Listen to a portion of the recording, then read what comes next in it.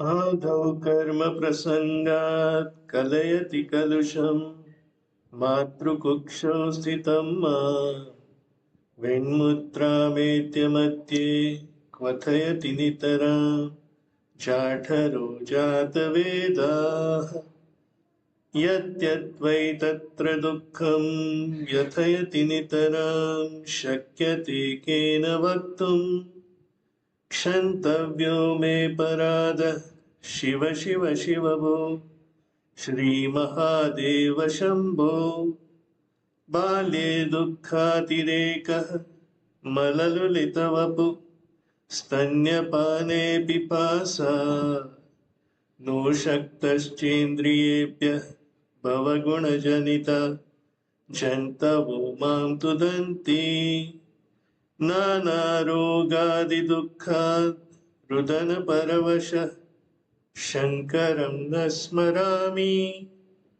क्षन्तव्यो मे परादः शिव शिव शिव भो श्रीमहादेव शम्भो।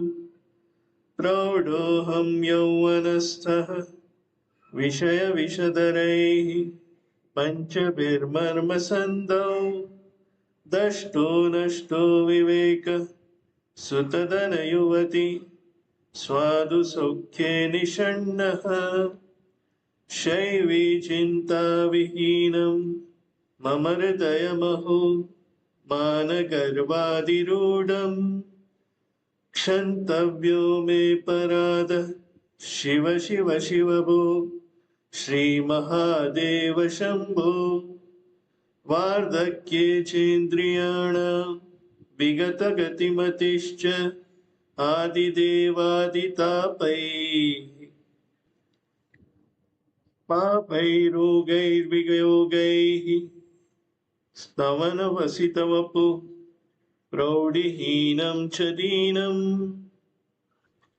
मिथ्यामोहाभिलाषैः रमति मम मनः दुर्जटे ध्यानशून्यम्।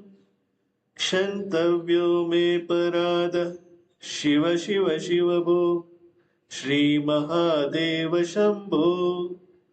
नो शक्यं स्मार्तकर्म प्रतिपदगहन प्रत्यवायाकुलाख्यम्। श्रोते वार्ता कथं मे द्विजकुलविहिते ब्रह्ममार्गे सुसारे। नास्ताधर्मे विचार श्रवणमननयोः किं निदिध्यासितव्यम्। क्षन्तव्यो मे परादः शिव शिव शिव भो श्रीमहादेव शम्भो। स्नात्वा प्रत्यूषकाले स्नपनविधिविधौ नाहृतं गाङ्गतोऽयम्। पूजार्थं वा कदाचित् बहुतरगहनात् अखण्डबिल्वीदलानि। नानीता पद्ममाला सरसि विकसिता गन्धपुष्पे त्वदर्थम्। क्षन्तव्यो मे परादः शिव शिव शिव भो श्रीमहादेव शम्भो। दुग्धैर्मध्वाज्ययुक्तैः दधिसितसहितैः स्नापितं नैव लिङ्गम्। नोलिप्तं चन्दनाद्यैः कनकविरचितैः पूजितं न प्रसूनैः। धूपैकर्पूरदीपैः विविधरसयुतैः नैव भक्ष्योपहारैः। क्षन्तव्यो मे परादः शिव शिव शिव भोः श्रीमहादेव शम्भो। ध्यात्वा चित्ते शिवाख्यं प्रचुरतरधनं नैव दत्तं द्विजेभ्यः। हव्यं ते लक्षसङ्ख्यैः हुतवः वदने नार्पितं बीजमन्त्रैः। नो तप्तं गाङ्गतीरे व्रतजपनियमैः रुद्रजापैः न वेदैः। क्षन्तव्यो मे परादः शिव शिव शिव भोः श्रीमहादेव शम्भो।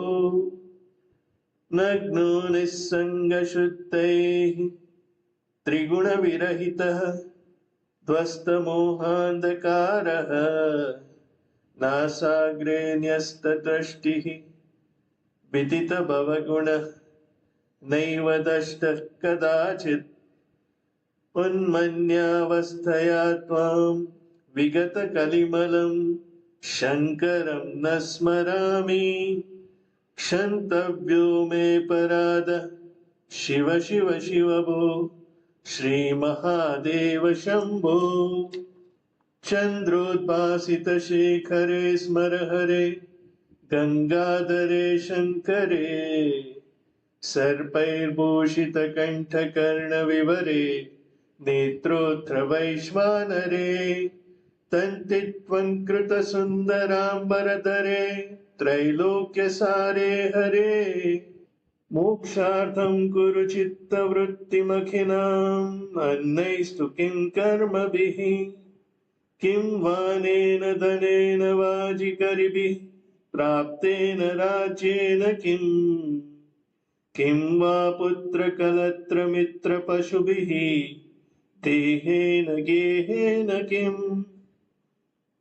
ज्ञात्वैतत्क्षणभङ्गुरं सपदिरे त्याज्यं मनो दूरतः स्वात्मार्थं गुरुवाक्यतो भज भज श्रीपार्वती वल्लभम्। आयुर्नश्यति पश्यतां प्रतिदिनं याति क्षयं यौवनम् प्रत्यायान्ति गता पुनर्न दिवसा कालो जगद्भक्षकः। लक्ष्मीस्तोयतरङ्गभङ्गचपला विद्युच्चलं जीवितम् तस्मान्मा शरणागतं शरणदत्तं रक्ष रक्षाधुना।